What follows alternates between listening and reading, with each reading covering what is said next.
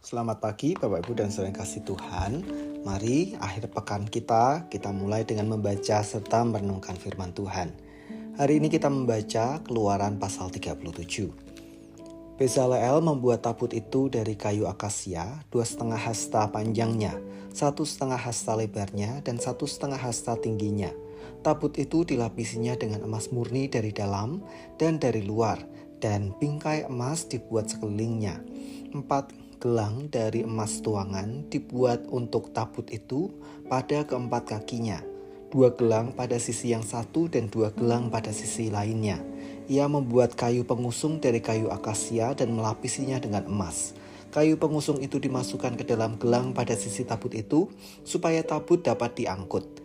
Ia membuat juga tutup pendamaian dari emas murni, 2,5 hasta panjangnya dan 1,5 hasta lebarnya.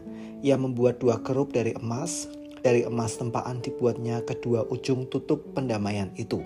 1 kerup di ujung sini dan 1 kerup di ujung sana. Kerup-kerup itu dibuat menyatu dengan tutup pendamaian pada kedua ujungnya.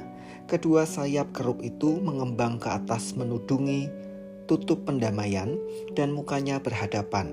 Muka kedua kerup itu menghadap tutup pendamaian. Bezaleel membuat meja dari kayu akasia, 2 hasta panjangnya, 1 hasta lebarnya, dan 1,5 hasta tingginya. Meja itu dilapisi dengan emas murni dan bingkai emas dibuat sekelilingnya. Di sekeliling meja itu dibuat pinggiran setapak tangan lebarnya, dan bingkai emas dibuat di sekeliling pinggiran itu.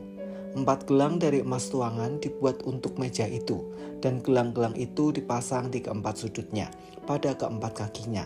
Gelang itu terpasang dekat pinggiran meja sebagai tempat untuk kayu pengusung supaya meja itu dapat diangkut. Kayu pengusung itu dibuat dari kayu akasia dan dilapisi dengan emas. Dengan kayu itu meja diangkut. Ia membuat perlengkapan yang di atas meja itu, piringnya, cawannya, pialanya, dan kendinya yang dipakai untuk persembahan curahan. Semuanya itu dari emas murni. Ia membuat kandil dari emas murni, dari emas tempaan dibuatnya kandil itu. Baik kakinya maupun cabangnya, kelopaknya dengan pangkal, dan kembangnya menyatu dengan kandil itu.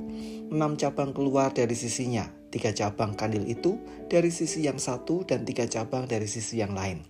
3 kelopak berupa bunga badam pada tiang cabang di sisi yang satu dengan pangkal dan kembangnya, dan 3 kelopak yang serupa pada cabang yang lain dengan pangkal dan kembangnya. Demikian juga dibuat pada ke-6 cabang yang keluar dari kandil itu. Pada kandil itu sendiri ada 4 kelopak berupa bunga badam dengan pangkal dan kembangnya. Ada 1 pangkal yang menyatukan pasangan cabang pertama yang keluar dari kandil itu, 1 pangkal pada pasangan kedua, dan 1 pangkal pada pasangan ketiga. Demikianlah dibuat pada ke-6 cabang yang keluar dari situ. Pangkal dan cabang menyatu dengan kandil itu, dan semuanya dibuat dari emas murni yang ditempa, dari 1 bongkahan yang sama.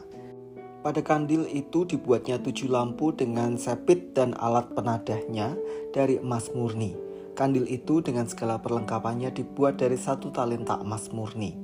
Ia membuat mezbah pembakaran dupa dari kayu akasia, 1 hasta panjangnya dan 1 hasta lebarnya, menjadi persegi 4, tetapi tingginya 2 hasta, dan tanduk-tanduknya menyatu dengan mezbah itu. Bagian atas mezbah, sisi-sisi sekelilingnya, dan tanduk-tanduknya dilapisi dengan emas murni. Bingkai emas dibuat di sekelilingnya. Ia membuat 2 gelang emas untuk mezbah itu di bawah bingkainya. Gelang itu dibuat pada kedua sisinya yang berhadapan sebagai tempat untuk kayu pengusung supaya mezbah dapat diangkut. Kayu pengusung itu dibuat dari kayu akasia dan dilapisi dengan emas. Ia membuat minyak urapan yang kudus dan dupa murni yang wangi, olahan seorang ahli rempah. Sesuai dengan firman Tuhan, bacaan hari ini adalah pembuatan alat-alat yang harus ada di kemah suci, dan Tuhan sudah menentukan baik ukuran, bahan maupun apapun yang akan dibuat pada beberapa pasal sebelumnya. Nama Bezaleel adalah orang yang mengerjakan apa yang Tuhan inginkan melalui apa yang pernah ia rancangkan itu.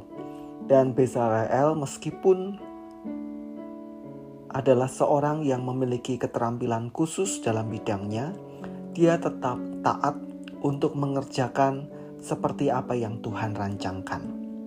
Dari sini Bapak Ibu dan Saudara yang kasih Tuhan, kita bisa belajar satu hal.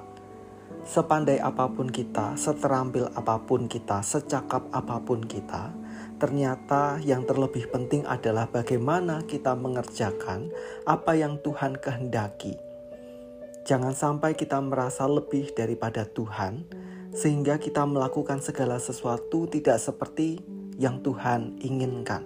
Karena tentu itu akan berdampak baik pada kita maupun pada orang-orang di sekeliling kita. Maka, mari sebagai umat Tuhan, dengan berbagai hal yang Tuhan anugerahkan kepada kita, kiranya justru kita manfaatkan untuk mengerjakan tugas-tugas maupun tanggung jawab yang memang harus kita kerjakan sebagai bagian dari hidup, tetapi juga perlu dilandasi dengan dasar yang benar, yaitu sikap taat pada rancangan Tuhan. Mari kita berdoa. Tuhan, kami bersyukur untuk firman-Mu yang mengingatkan kepada kami bahwa siapapun dan apapun kami, pada dasarnya Tuhan menghendaki kami hidup seturut dengan apa yang Tuhan rancangkan. Bahkan ketika dalam kami berkarya, melayani, dan melakukan segala sesuatu, kami harus membentuk hati kami dengan hati yang taat pada Tuhan. Karena bagaimanapun juga kami adalah umat Tuhan. Kami menyerahkan akhir pekan kami ya Tuhan dengan segala aktivitas yang akan kami jalani. Tuhan, kiranya Engkau menyertai dan memberkati kami. Di dalam nama Tuhan kami Yesus Kristus kami berdoa. Amin.